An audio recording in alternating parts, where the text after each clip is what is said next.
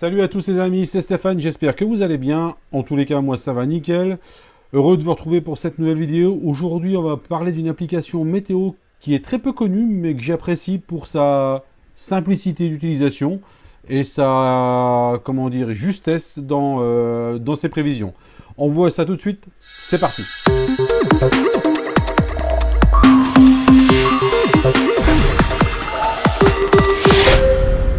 Donc c'est vrai que des applications météo, il y en a quelques-unes. On a Yahoo Météo, on a bon, la chaîne météo, on a Météo France, on a ceci, on a cela. Moi j'ai décidé de vous présenter Fresh Air. C'est une petite application toute simple, en fait, que j'ai découvert tout simplement en lisant un magazine. Comme ça, il ne faisait pas de présentation de cette application-là, mais voilà, j'ai vu qu'elle existait. Je me suis dit, tiens, ça change un peu de ce qu'on a l'habitude de voir et d'avoir sur nos smartphones, donc pourquoi pas, allons-y. Donc j'ai téléchargé l'application et clairement, elle est très peu connue, il n'y a même pas d'avis, donc je serai peut-être le premier à donner un avis en vidéo, je ne sais pas. Mais en tous les cas, elle paraît simple d'utilisation, elle est simple d'utilisation et très juste dans ses prévisions. Donc voilà, je l'ai testé quelques jours pour vous. Maintenant, je vous restitue mon avis perso. Alors cette application-là est disponible sous Android et sous iOS. Moi, je vous présente la version gratuite. Il y a la version payante qui est à 2,99 €, il me semble. Mais franchement, bon, ça vaut pas le coup de dépenser, même si c'est pas beaucoup d'argent, 2,99 €, mais ça vaut pas le coup de dépenser ça. Donc voilà comment elle se présente, cette application Fresh Air. Donc voilà, on lance l'application, elle rafraîchit les données, et là vous voyez, voilà comment ça se présente. Donc nous sommes à Rohincourt, il fait 19 degrés, et le taux d'humidité est de 78% environ.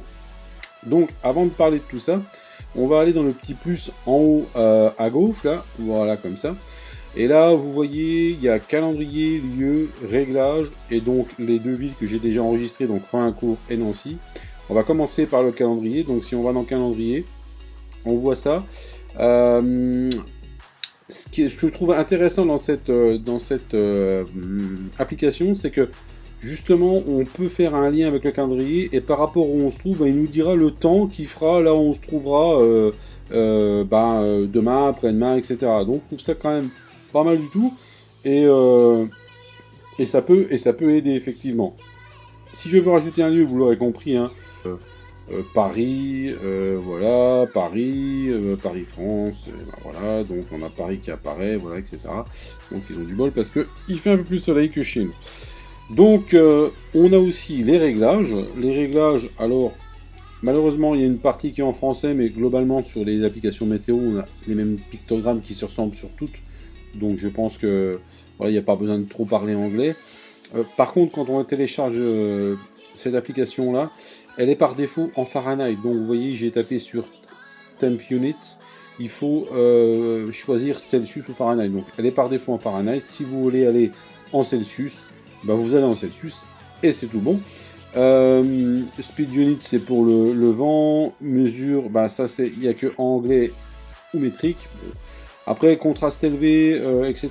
Franchement, c'est des choses-là qui ne servent pas à grand-chose. Vous pouvez les activer comme vous voulez, les activer, mais franchement, ça ne sert à rien. Par contre, il y a un truc qui est intéressant. Vous voyez, c'est les notifications résumées du temps d'aujourd'hui.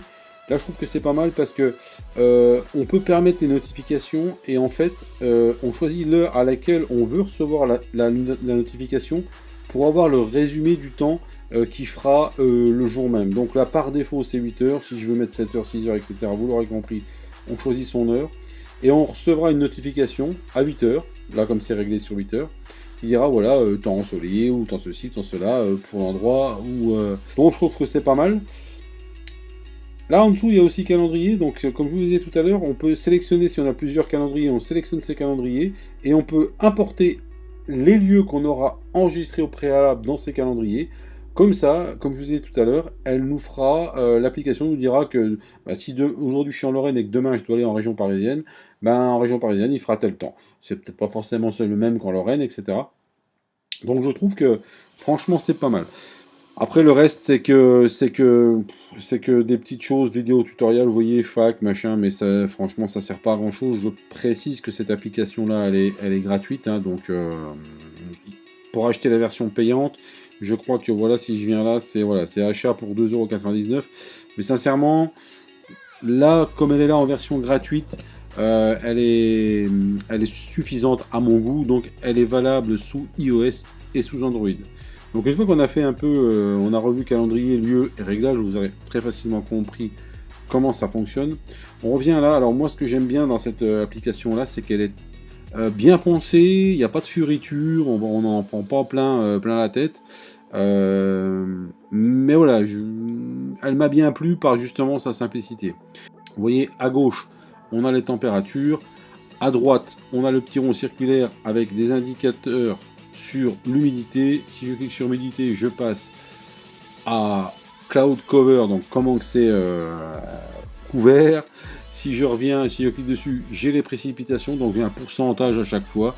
Donc la précipitation, il m'annonce quand même 49% de précipitation. Donc voilà. En bas, vous avez prévision à 7 jours, donc on peut passer du vendredi au samedi, au lundi, etc. etc.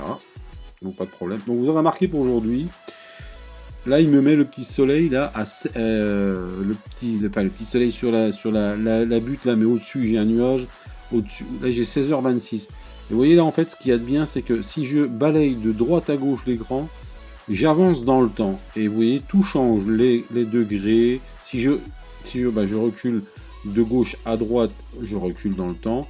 Mais vous voyez, j'ai les degrés qui changent, les précipitations, etc. Si je veux m'arrêter là, le vendredi à 23h26, je veux voir quel sera le taux d'humidité, 98%.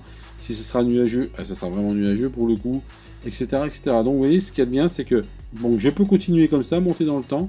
Et là, on a passé minuit, donc il passe automatiquement en bas samedi. Et puis voilà, puis il va changer de couleur quand on arrive au petit matin, en journée, etc. Et toutes les informations, elles changent, température, précipitation, taux d'humidité, si c'est nuageux ou pas. Donc je trouve que c'est bien pensé, c'est simple. Donc voilà, je voulais vous présenter cette petite application là qui est absolument pas connue. Moi je vous dis, elle m'a un peu séduit par sa simplicité, puis le fait qu'on puisse défiler comme ça dans le temps, reculer ou avancer dans le temps, etc. Et puis avoir les calendriers, comme je le disais tout à l'heure, on a un rendez-vous demain carrément ailleurs, pas du tout dans notre région. Et ben on peut importer le lieu de ce calendrier là pour que l'application nous dise voilà, il fera tel d'un seul tenant, il fera tel temps là où vous vous trouverez. Voilà, je trouve ça pas mal, tout simplement. Donc disponible sous iOS et puis sous Android. C'est l'application Fresh Air. De toute façon, je mettrai les liens dans la description. Donc voilà les amis, j'espère que cette petite vidéo vous aura plu. Mettez un pouce bleu si vous avez aimé cette vidéo. Là j'en ai montré deux, mais un ça suffira. Si vous avez des commentaires ou d'autres applications vidéo que vous connaissez, vous voulez partager, mettez-les dans les commentaires, ça fera plaisir.